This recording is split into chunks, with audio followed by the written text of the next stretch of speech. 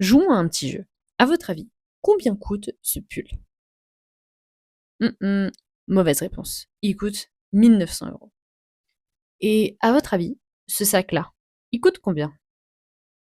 Ouais, il coûte plutôt cher. 2 500. Bonne réponse. Mais à votre avis, combien coûte cette casquette? Bon, je vous donne la réponse après. Juste écoutez ce que j'ai à dire. Bienvenue sur ma chaîne, moi c'est Agnelli, je propose plein de types de contenus, dont notamment du contenu mode. Et aujourd'hui, on va parler d'un sujet, le quiet luxury.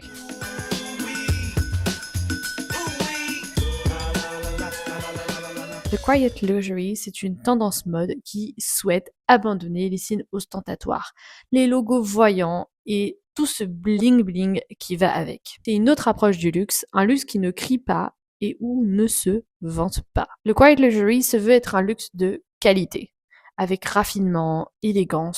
C'est un luxe qui ne s'apprécie pas au premier coup d'œil, mais qui s'apprécie au fil du temps, avec subtilité. Pour comprendre un peu mieux la tendance quiet luxury, prenons comme exemple la série Succession.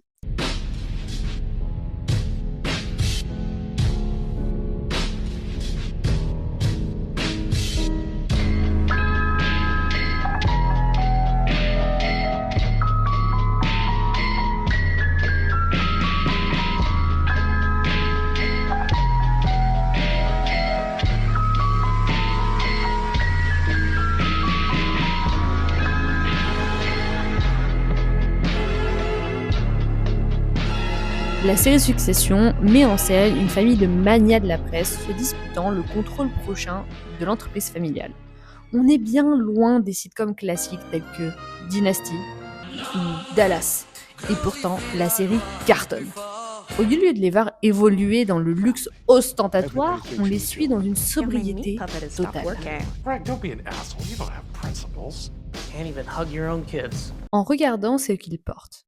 À quel point sont-ils riches selon vous? Eh bien, selon la série, leur fortune individuelle serait entre 1 à 3 milliards de dollars. Difficile d'y croire quand finalement on regarde juste ce qu'ils portent. Pendant la série, la garde-robe traduit parfaitement les objectifs et personnalités de chacun, notamment Logan, qui cherche à prouver et à se prouver certaines choses. Il quitte quelque temps ce quiet luxury pour se faire voir, mais reprend très vite le chemin de la discrétion.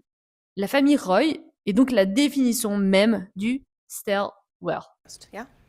Oh, God. Chef, I'm trying to talk to Jerry about something important. Stop buzzing in my fucking ear! Well, someone is feeling better.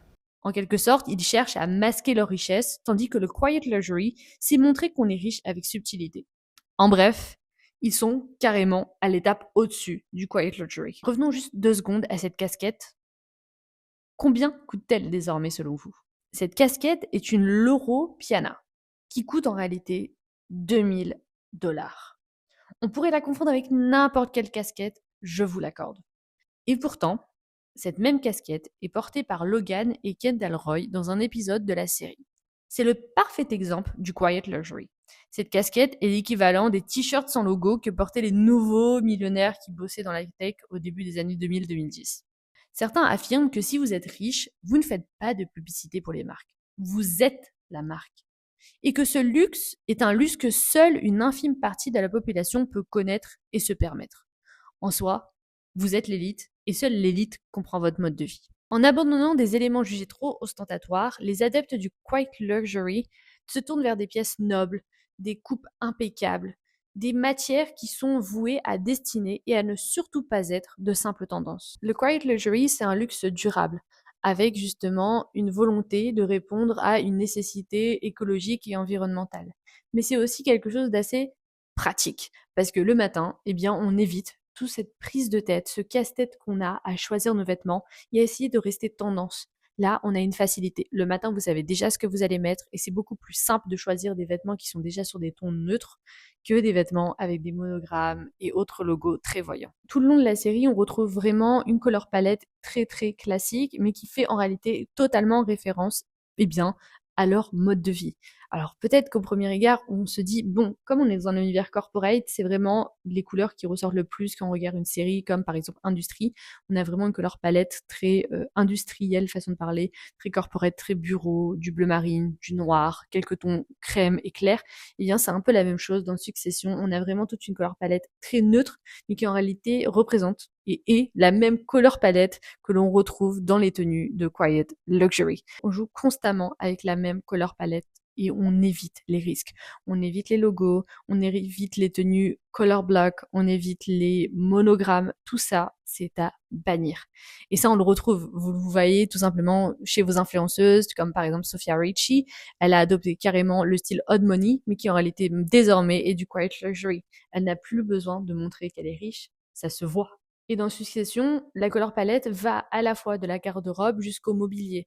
Un mobilier toujours sobre, on évite justement de rentrer trop de couleurs, on veut rester le plus simpliste possible.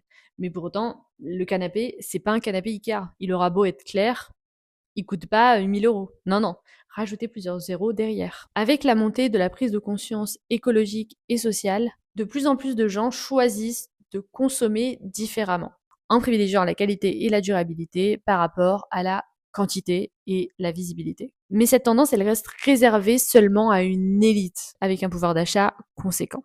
Look, here's the thing about being rich, okay? It's fucking great. Okay? It's like being a superhero, only better. You get to do what you want, the authorities can't really touch you, you get to wear a costume, but it's designed by Armani, and it doesn't make you look like a prick. Yeah. Alors que les enseignes préférées des Français, eh bien, sont Action, Zara ou même Temu, eh bien, il devient très difficile justement pour ces personnes, c'est-à-dire les ménages moyens ou personnes défavorisées, d'avoir accès justement à des biens durables et de bonne qualité. Et ceux qui choisissent d'économiser pour pouvoir un jour s'acheter un article de luxe, eh bien, se tourneront forcément vers des articles de luxe qui ne font pas du tout partie de la Quiet Luxury, mais qui répondront davantage à une nécessité de visibilité. Rares sont ceux qui ont le mode de vie de la famille Roy, et consommer correctement reste donc un privilège. Malgré tout, le luxe reste une expérience sensorielle, émotionnelle ou culturelle. À la différence des adeptes du Quiet Luxury, beaucoup attendent de pouvoir un jour vivre cette expérience-là. N'hésite surtout pas à me dire si t'as regardé Succession et qu'est-ce que t'en penses. Et surtout, donne-moi ton avis. Le Quiet Luxury, bonne tendance ou vraiment une tendance de naze?